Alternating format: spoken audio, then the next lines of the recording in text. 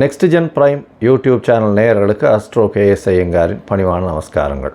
மாத பலன், குரோதி வருஷம் மார்கழி மாதத்தினுடைய பலன், அதாவது 16/12/2024 13/1/2025 வரை உண்டான காலகட்டத்திற்கு என்னென்ன பலன்கள் மேஷம் முதல் மீனம் வரை அப்படின்னு பார்க்கலாம். அதற்கு முன்னாடி இந்த மாதத்தில் வரக்கூடிய கோள்சாரம் என்ன, கோள்களின் மாற்றங்கள் என்னென்ன இந்த மாதத்தில், அது தவிர இந்த மாதத்தில் வரக்கூடிய விசேஷங்கள் என்னென்ன அப்படின்றதையும் பார்ப்போம். அதற்கு பிறகு ஒரு ராசியாக வரிசைப்படுத்தி இந்த மாதத்தினுடைய பலன்களையும் இந்த மாதத்தில் சந்திராஷ்டம நாட்கள் என்னன்றதையும் பார்க்கலாம். இந்த மாதத்தினுடைய கோள்சாரம் அப்படின்னு பார்க்கும்பொழுது காலபுருஷ தத்துவத்தின் 2வது ராசியான ரிஷபத்தில் குரு வக்கரகதியில், கடகத்தில் செவ்வாய் வக்கரத்தில், கன்னியில் கேது, விருச்சிகத்தில் புதன், சூரியன் மார்கழி மாதம்ன்றதுனால தனுசு மாதம் தனுசு ராசியில், சுக்கிரன் மகரத்தில், கும்பத்தில் சனி, ராகு மீனத்தில் இருக்க. இந்த மாதம் மாத கிரகம்னு சொல்லக்கூடிய சூரியன் தனுசுக்கு வந்ததிலிருந்து தனுர் ராசி தனுர் மாதம் ஆரம்பமாகுது. அதாவது நம்ம சௌரமான மாதங்கள்ன்றதை கொண்டு நம்ம அதில் அந்த வழக்கத்தை வச்சுட்டு இருக்கோம். சந்திரமான மாதம் சௌரமான மாதம்னு இருக்குது. இது சௌரமான மாதத்தை இது பழக்கத்தில் கொண்டு வர்றதுனால சூரியன் ஒரு ராசியிலிருந்து மற்றொரு ராசிக்கு செல்றதை சௌரமான மாதம்னு சொல்லுவோம். விருச்சிகத்திலிருந்து தனுசுக்கு சூரியன் வர்றதை தனுர் மாதம் அப்படின்னு சொல்லி நம்ம மார்கழி மாதம் குரோதி வருஷத்தை ஆரம்பிக்கிறோம். இந்த 30 நாட்களில் பார்த்தாலேயானால் சுக்கிரன் மாறுறார். 30/12/2024 அன்றைக்கி மகரத்திலிருந்து கும்பத்திற்கு சுக்கிரன் மாறுறார். அது தவிர புதன் 1/1/2025 அன்றைக்கி விருச்சிகத்தில் இருக்கக்கூடிய புதன் தனுசுக்கு போகிறார். இது இந்த மாதத்தினுடைய மாத கிரகங்களினுடைய மாற்றம். பொதுவாகவே மாத கிரகங்கள்னு சொல்லக்கூடியது சூரியன், செவ்வாய், புதன் மற்றும் சுக்கிரன், இந்த 4 கிரகங்கள். இதில் செவ்வாய் இந்த மாதத்தில் மாற்றங்கள் இல்லை, அவர் வக்கரகதியில் இருக்கார். நீச்சம் பெற்று போய் வக்கரகதியாக இருக்கிறது ரொம்பவும் விசேஷம். சரி, இந்த மாதத்தில் என்னென்ன விசேஷ நாட்கள் வருது அப்படின்னு பார்த்தாலேயானால் 17ஆம் தேதி 17/12/2024 அன்றைக்கி பார்த்தாலேயானால் இது ஸ்ரீ ரமண மகரிஷியினுடைய 145வது ஆராதனை, அதாவது 145வது ஜெயந்தி அன்றைக்கி. அது ரொம்பவும் பெரிய விசேஷம். ரமண மகரிஷி தெரியாதவங்களே கிடையாது, ரொம்ப பெரிய விசேஷத்தை, அதாவது பெரிய மகானவர். இந்த மாதத்தில் 23/12/2024, 24/12/2024, 22/12/2024 இந்த 3 நாட்களும் பார்த்தாலேயானால் பொதுவாகவே அஷ்டகா அன்வஷ்டகான்னு சொல்லுவாள்.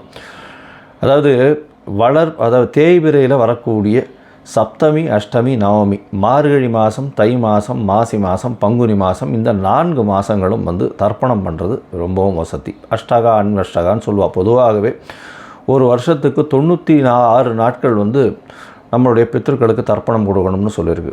அதில் இந்த மார்கழி மாதத்துலேருந்து மார்கழி, தை, மாசி, பங்குனி இந்த 4 மாதம் 3 நாள் சப்தமி, அஷ்டமி, நவமி, அதாவது தேய்பிரையில் வரக்கூடியது அது கொடுக்கறது மூலியமாக 12 நாட்கள் இது அஷ்டகா அன்வஷ்டகாவினுடைய தர்ப்பணங்கள்னு சொல்லுவாள். இதுக்கு உண்டான மேலும் சிறப்புகள் உங்களுடைய வைதிகர்களை கேட்டு தெரிஞ்சுக்கோங்க. இந்த மாதத்தில் வரக்கூடியது பார்த்தாலேயானால் 25ஆம் தேதி அன்றைக்கி 25/12/2024 அன்றைக்கி காஞ்சி காமகோடி பீடாதிபதி, அதாவது அவருடைய மகா பெரியவர்களுடைய ஆராதனை வருது. அது ரொம்ப பெரிய விசேஷம். அதற்கு பிறகு 30ஆம் தேதி அன்றைக்கி 30/12/2024 அன்றைக்கி அமாவாசை மற்றும் இந்த மாதத்தில் வரக்கூடிய மூல நட்சத்திரம். அதனால் மார்கழி மூலம் ரொம்ப பெரிய விசேஷம், அனுவ ஜெயந்தின்னு சொல்லக்கூடியது. அதனால் ரொம்ப பெரிய விசேஷம் மார்கழி மூலம். இந்த மாதத்தில் பார்த்தாலேனால் 1/1/2025 ஆங்கில புத்தாண்டு, அதாவது உலகமெங்கும் சிறப்பாக எடுத்துக்கொள்ளக்கூடிய ஃபினான்ஷியலாக மாற்றங்கள் ஏற்படுத்தக்கூடிய விஷயங்கள். அதனால் இந்த கேலண்டர் இயர்னு சொல்லக்கூடிய 1/1/2025 உலகம் மொத்தம் கொண்டாடப்படக்கூடிய ஒரு விசேஷம். இந்த மாதத்தில் அதாவது 10/1/2025 வைகுண்ட ஏகாதசி, அதாவது மிகவும் சிறப்பான விஷயம்னு சொல்லக்கூடியது வைணவ சம்பிரதாயத்தில் ஏகாதசி. அதுலேயும் வைகுண்ட ஏகாதசி, சொர்க்கவாசல் திறந்தவுடனே சொர்க்கவாசல் போயிட்டு வர்றது ரொம்பவும் விசேஷம். வைகுண்ட ஏகாதசி அன்னைக்கு உபவாசம் இருக்கிறது ரொம்ப விசேஷம். இந்த காலகட்டத்தில் ஸ்ரீரங்கத்தில் ரொம்ப பெரிய ஏற்றத்தோடு இருக்கக்கூடிய காலகட்டமாக இருக்கும். வைகுண்ட ஏகாதசி ரொம்ப விசேஷமான ஒரு விஷயம். இந்த மாதத்தில் பார்த்தாலேயானால் 11ஆம் தேதி கூடாரை வெல்லும் சீர்கோவிந்தான்ற பாசுரம் 27வது பாசுரம். அதாவது இந்த மாதம் மொத்தமே பார்த்தாலேயானால் ஆண்டாள் நாச்சியாருக்கு உண்டான மாதம் மார்கழி மாதம். பொதுவாகவே மார்கழி மாதம்னு சொல்லக்கூடியது தேவர்களுக்கு, அதாவது இந்த தட்சிணாயனம்ன்றது ஈவினிங் டைம், அதாவது ராத்திரி பொழுதுன்னு சொல்லக்கூடியது. இது அதிகாலை பிரம்ம முகூர்த்த நேரம்னு சொல்லக்கூடியது. ஏன்னா இதுக்கு அடுத்த மாதம் பார்த்தாலேயானால் தை மாதம் வந்துடுறது, உத்தராயணம் பிறந்துடும். அதனால் இது பிரம்ம முகூர்த்த காலம்னு சொல்லக்கூடியது இந்த மார்கழி மாதம். அதனால் எல்லோரும் கார்த்தால் ஒரு 4 மணி 4:15 மணிக்கே எழுந்து திருப்பாவை சொல்கிறதும் திருவம்பாவை சொல்கிறதும் ரொம்ப விசேஷம். ஆண்டாள் நாச்சியார் 12 ஆழ்வார்களில் அவரும் ஒருத்தர். அதாவது ஒரே ஒரு பெண் ஆழ்வாராக இருக்கிறது பெரிய விசேஷத்தை கொடுக்கும். அவர் சொன்னது இந்த திருப்பாவை 30 சொல்கிறது ரொம்ப விசேஷம். இந்த 27வது பாசுரம் பெரிய விசேஷத்தை கொடுக்கக்கூடியது. கூடாரை வெல்லும் சீர்கோவிந்தான்ற பாசுரம் அது இந்த 11ஆம் தேதி 11/1/2025 அன்றைக்கி வருது. 13ஆம் தேதி போகி பண்டிகை. அது தவிர போகி பண்டிகைன்னா இந்த மாதம் முடியறது. 14ஆம் தேதிக்கு மகர சங்கராந்தி ஆரம்பிச்சுடுறது, தை மாதம் ஆரம்பிச்சுடுறது. 13ஆம் தேதியோடு இந்த மாதம் முடிஞ்சுடுறது. இந்த மாதம் மொத்தமே ரொம்பவும் விசேஷமான நாட்களாகவே இருக்கும். ஏன்னா 30 நாட்களும் சிவன் கோவில்லையும் சரி வைணவ கோவில்லையும் சரி ரொம்பவும் விசேஷமாக இருக்கும். வைணவ கோவில் எல்லாவற்றிலும் திருப்பாவை சத்தங்களும் திருப்பாவை பாடல்களும் திருப்பாவை பஜனைகளும் கார்த்தால இருக்கும். சிவன் கோவிலில் பார்த்தாலேனால் மாணிக்கவாசகர் எழுதின திருவம்பாவை ஃபுல்லாகவே போயின்னு இருக்கும். இந்த மாதம் மொத்தமே early மார்னிங் ஒரு 4லேருந்து 4:30க்குள்ளே இந்த காலங்காத்தால் ஓசோன் லேயரும் நல்லபடியாக இருக்கும்னு சொல்லுவாள். அந்த மாதிரி early மார்னிங் எழுந்து வெளியில் போய் அந்த சில்னஸில் இருந்து மூச்சு பயிற்சி பண்ணுறது, அதை தவிர அந்த பஜனையில் சேர்ந்துக்கிறது, இதெல்லாம் உடல் நலத்துக்கு நல்ல ஒரு ஏற்றத்தை கொடுக்கும். இந்த மாதமே ரொம்பவும் வெற்றிகரமான மாதமாகவும் இருக்கும். சரி, இந்த மாதத்தில் மேஷம் முதல் மீனம் வரை, அதாவது மார்கழி மாதம் அந்த குரோதி வருஷத்தில் மேஷம் முதல் மீனம் வரை என்னென்ன பலன்கள் இருக்குதுன்னு பார்ப்போம். அதுக்கு முன்னாடி என்னுடைய மொபைல் நம்பர் கீழே ஸ்க்ராலிங்கில் போயின்னு இருக்கோம். உங்களுக்கு அஸ்ட்ராலாஜிக்கல் கன்சல்ட் தேவைப்பட்டதுன்னா எனக்கு ஃபோன் பண்ணுங்க. உங்களுடைய date, time, place of birth, உங்களுடைய பெயர் மற்றும் தாய் தகப்பனார் பெயர் அனுப்புங்க. என்னுடைய கட்டணம் என்னன்னு சொல்கிறேன். அந்த கட்டணத்தை அனுப்பினதுக்கப்புறம் உங்களுடைய ஜாதகத்தை போடுறேன். சந்தி இருக்கான்னு பார்க்கணும். உங்களுடைய ஜாதகத்தில் லக்ன சந்தி, ராசி சந்தி, நட்சத்திர சந்தி, நட்சத்திர பாத சந்தி, இதெல்லாம் எது இருக்குது அப்படின்றத பார்க்கணும். ஏன்னா பொதுவாகவே பார்த்தோன்னா எனக்கு தெரிஞ்சவா என்கிட்ட வரக்கூடிய கிளைண்ட்ஸ் எல்லாம் பார்த்தோன்னா 40 வயசு 50 வயசு 60 வயசு ஆகுது. அவளுக்கெல்லாம் பார்த்தோன்னா மிருகசீரிஷ நட்சத்திரம் நினச்சின்னு சொல்லிட்டு இருக்கா. ரிஷபராசின்னு சொல்லிட்டு இருப்பா, ஆனால் மிதுன ராசியில் இருப்பா. ஏன்னா உடைப்பட்ட நட்சத்திரங்களில் பார்த்தாலேயானால் இந்த பாதங்கள் மாறுபடும் பொழுது பொதுவாகவே அது ராசியும் மாறுபட்டு போயிடும். அதாவது குரு நட்சத்திரம், செவ்வாய் நட்சத்திரம், சூரிய நட்சத்திரம் இதெல்லாம் ரொம்ப பெரிய மாற்றத்தை ஏற்படுத்திடும். அதனால் எந்த ஒரு பாதத்திலையும் மாற்றங்கள் இருந்ததுனால் நிச்சயமான மாற்றங்கள் தெரியும். ஆனால் இந்த உடைப்பட்ட நட்சத்திரங்களில் ராசியே மாறிடும். அப்போது லக்னம் மாற செய்யும். அதனால் எல்லாமே மாறக்கூடியதுனால உங்களுக்கு நல்ல காலம் நடந்துகிட்ருக்கும்னு நினைக்கும் பொழுது அது பிரச்சனையில் இருக்கும். என்னென்னு பார்த்தாலும் சந்தியில் இருக்கும். அதனால் முதல்ல உங்களுடைய டைம் ஆஃப் பர்த்தை போட்டு சந்தி இருக்கான்றதை முதல்ல குறித்ததுக்கு அப்புறம்தான் உங்களுக்கு ஜாதகத்தை போட்டு அதற்கப்புறம் அப்பாயின்மெண்ட் உங்களோட பேசுகிறேன். என்ன எளிய பரிகாரம் அப்படின்றதையும் சொல்கிறேன். சரி, இப்போது மேஷம் முதல் மீனம் வரை குரோதி வருஷம் மார்கழி மாதம் எப்படி இருக்குதுன்னு ஒன்று ஒன்றா பார்க்கலாம். தனுசு, மூலம், பூராடம், உத்திராடம் இந்த 3 நட்சத்திரம் 9 பாதங்களை கொண்ட ராசி. ராசியின் அதிபதினு சொல்லக்கூடியவர் குரு பகவான். குரு 6ஆம் இடத்துல வக்கரகதி விட்டுருக்கிறது ரொம்பவும் விசேஷம்.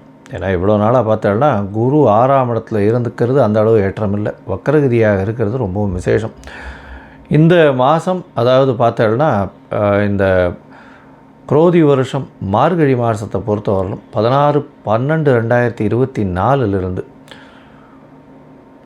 13/1/2025 வரலும் உண்டான காலகட்டத்தை மாதம் இந்த குரோதி வருஷம் மார்கழி மாதம்னு சொல்கிறோம். பொதுவாகவே மாத கிரகம்னு சொல்லக்கூடிய சூரியன், செவ்வாய், புதன் மற்றும் சுக்கிரனுடைய மாற்றங்களை வச்சு தான் மாத பலன்கள் சொல்லுவோம். நம்ம சௌரமான மாதங்கள்ன்ற வழக்கத்தை கொண்டு வரோம். சௌரமான மாதங்களில் பார்த்தீங்கன்னா ஒரு ராசியிலிருந்து அடுத்த ராசிக்கு சூரியன் பெயரும் பொழுது அந்த ராசியினுடைய பெயரை வச்சு அந்த மாதத்தினுடைய பெயரை சொல்கிறோம். இந்த மாதம் உங்களுடைய ராசியிலேயே சூரியன் இருக்கிறது பெரிய விசேஷம். இதன் மூலியமாக 9ஆம் அதிபதி உங்களுடைய ராசியில் ஒரு திரிகோணாதிபதி இன்னொரு திரிகோணத்தில் இருக்கிறது ரொம்பவுமே விசேஷம். இதன் மூலியமாக பார்த்தாலேயானால் நீங்கள் நினைத்த காரியங்கள் நடக்கும். வெளிநாடு போய் படிக்கணும்னு நினச்சிங்கன்னா நிச்சயம் நடக்கும். புதிய வேலை கிடைக்கக்கூடிய பாக்கியம் உண்டு. வேலையில் ஏற்றங்கள், அதாவது ப்ரமோஷன் கிடைக்கும். வியாபாரங்கள் பெரிய ஏற்றம் கிடைக்கும். இந்த மாதம் பார்த்தோம்னா உங்களுடைய ராசிக்கு 5ஆம் அதிபதியும் 8ஆம் இடத்துல நீச்சப்பட்டு மறைந்து இருந்தாலும் அவர் வக்கரகதியில் இருக்கிறதுனால உச்சம் பெற்றதற்கு சமம். 8ஆம் இடத்தில் உச்சம் பெற்றிருக்கிறதுனால வெளிநாடு, வெளியூர், வெளிமாநிலம் செல்லக்கூடிய பாக்கியம் நிச்சயமாக வரும். வேலை நிமித்தமாக வெளிநாடு போகக்கூடிய வாய்ப்புகள் நிச்சயமாக இருக்கும். வெளிநாட்டில் ஒரு புது அசைன்மெண்ட்டை கொடுப்பாங்க. ஏன்னா 5ஆம் இடம்ன்றது உங்களுக்கு மனசுக்கு பிடிச்ச நீங்கள் உங்களுடைய அபிலாஷைகளை நிறைவேற்றக்கூடிய விஷயங்கள் நடக்கக்கூடிய இடம். அந்த 5ஆம் அதிபதியை 8ஆம் இடத்துல மறைஞ்சி போய் வக்கரகதி அறையிறதுனால நிச்சயமாக நீங்கள் வெளிநாடு போகணுன்னு உங்களுடைய எண்ணங்கள் ஈடேறக்கூடிய வாய்ப்புகள் நிச்சயமாக இருக்கும். குழந்தைகள் மூலியமாக நல்ல ஒரு ஏற்றம் கிடைக்கக்கூடிய வாய்ப்புகள் உண்டு. உங்களுடைய ராசிக்கு 2ஆம் இடத்துல சுக்கிரன் இருக்கிறதும் சுக்கிரன் செவ்வாயை பார்க்குறதும் பெரிய விசேஷம். புதிய வேலை கிடைக்கும். வேலையின் மூலியமாக வெளியூர், வெளிமாநிலம், வெளிநாடு போகக்கூடிய வாய்ப்பு உண்டு. எழுத்து இதில் பணியில் இருக்கிறவாளுக்கு பெரிய ஏற்றம் கிடைக்கும். சாஃப்ட்வேர் இண்டஸ்ட்ரி, அதை தவிர இந்த டீச்சிங் இண்டஸ்ட்ரியில் இருக்கிறவங்க, அக்கௌண்டிங், காமர்ஸ், பேங்கிங் இண்டஸ்ட்ரியில் இருக்கிறவங்க, அது தவிர ப்ரொஃபஸர்ஸாக இருக்கிறவங்க, இவங்களுக்கெல்லாம் பெரிய ஏற்றம். தங்கம், இந்த மாதிரி ஏற்றுமதி இறக்குமதியில் இருக்கிறவங்க, தங்க வியாபாரம் பண்ணுறவங்க, தங்கத்தினுடைய பொற்கொள்ளர்கள், நகாசு வேலைகள் செய்யக்கூடியவர்கள் பெரிய ஏற்றத்தை கொடுக்கக்கூடிய காலகட்டமாக அமையப்போகிறது. இந்த மாதத்தில் பார்த்தாலேயானால் உங்களுடைய ராசிக்கு 10ஆம் அதிபதி 12ஆம் இடத்துல இருக்கிறதுனாலையும் தொழில் மூலியமாக வெளிநாடு போகக்கூடிய பாக்கியம் நிச்சயமாக வரும். சில தொழிலுக்காக சில செலவுகள் செய்ய வேண்டியிருக்கும். இன்வெஸ்ட்மெண்ட்டு கொஞ்சம் அதிகமாக இருக்க வேண்டிய காலகட்டமாக இருக்கும். புதுசாக கடன் வாங்க வேண்டிய காலகட்டமாகவும் அமையும். உங்களுக்கு புதிய வீடு, மனை அமையக்கூடிய பாக்கியம் நிச்சயமாக உண்டு. முயற்சிகள் எல்லாமே வெற்றி பெறக்கூடிய வாய்ப்புகள் நிச்சயமாக இருக்கும். உங்களுடைய ராசிக்கு 4ஆம் இடத்துல ராகு பகவான் இருக்கிறது உங்களுடைய முயற்சிகளை வெற்றியை கொடுக்கும். படிக்கக்கூடிய மாணவர்களுக்கு வெற்றியை கொடுக்கக்கூடிய காலகட்டமாக அமையப்போகிறது. 9ஆம் அதிபதியே ராசியில் இருக்கிறதுனால வெளிநாடு போய் போஸ்ட் கிராஜுவேஷன் படிக்கக்கூடிய காலகட்டம் அமையும். உங்களுக்கு இந்த பிஆர், அதாவது பர்மனெண்ட் ரெசிடென்ட்ஷிப்பு, இல்லைன்னா அங்கே இருக்கக்கூடிய சிட்டிசன்ஷிப் கிடைக்கக்கூடிய, க்ரீன் கார்டு கிடைக்கக்கூடிய காலகட்டமாக இந்த காலகட்டம் அமைய போகிறது. இந்த மாதம் உங்களுடைய ராசிக்கு 2ஆம் இடத்துல இருக்கக்கூடிய சுக்கிரன் 3ஆம் இடத்துக்கு போகிறார். சனியோடு சேர்ந்திருக்கார். 6ஆம் அதிபதி, அதை தவிர 11ஆம் அதிபதி 3ஆம் இடத்துக்கு போகிறதுனால முயற்சிகள் மூலியமாக அபரிமிதமான லாபத்தையும் அபரிமிதமான பணத்தையும் சம்பாதிக்கக்கூடிய வாய்ப்புகள் உண்டு. இளைய சகோதரர்கள் மூலியமாக நல்ல ஒரு ஏற்றம், மூத்த சகோதரர்கள் மூலியமாக நல்ல ஒரு ஏற்றம் கிடைக்கக்கூடிய காலகட்டமாக அமையும். உங்களுடைய ராசிக்கு பார்த்தீங்கன்னா 12ஆம் இடத்துல இருக்கக்கூடிய புதன் உங்களுடைய ராசியிலேயே வரார். நல்ல ஒரு ஏற்றமான காலம். புதன் ராசியில் இருந்தால் அது திக்பலம். அது பெரிய ஏற்றத்தை கொடுக்கக்கூடிய காலகட்டமாக அமையும். உங்களுடைய முயற்சியின் மூலியமாக இந்த ஷேர் மார்க்கெட் பிஸ்னஸில் பெரிய ஏற்றத்தை காணக்கூடிய வாய்ப்புகள் உண்டு. இந்த மாதத்தில் உங்கள் முயற்சிகள் எல்லாமே வெற்றி அடையும்னு சொன்னோம். ஆனால் சில நாட்கள் நீங்கள் அந்த முயற்சியை தள்ளி போகிறது நல்லது. அந்த சில நாட்கள்னு சொல்கிறது இந்த சந்திராஷ்டம நாட்கள்னு சொல்கிறோம். அந்த சந்திராஷ்டம நாட்களில் புதிய முயற்சி வேண்டாம், வெளியூர், வெளிமாநில பிரயாணம் வேண்டாம்னு சொல்கிறோம். ஒருவேளை பண்ண வேண்டிய கட்டாயம் இருந்ததுனால் சந்திர பகவானுக்கு உண்டான எளிய பரிகாரத்தை பண்ணுறது ரொம்பவும் நல்லது. சந்திர பகவானுக்கு உண்டான எளிய பரிகாரம்னு சொல்லக்கூடியது ஒரு பசுமாட்டுக்கு உங்களால் முடிஞ்ச கீரைக்கட்டு கொடுங்க. கீரைக்கட்டு, அகத்தி கீரைக்கட்டு கொண்டு போய் துவாதசியில் கொடுத்துட்டு வாங்க பசு மாட்டுக்கு. அது ஒரு நல்ல ஏற்றத்தை நிச்சயமாக கொடுக்கும். உங்களுக்கு வரக்கூடிய தடைகளிலிருந்து விலக்கை கொடுக்கும்.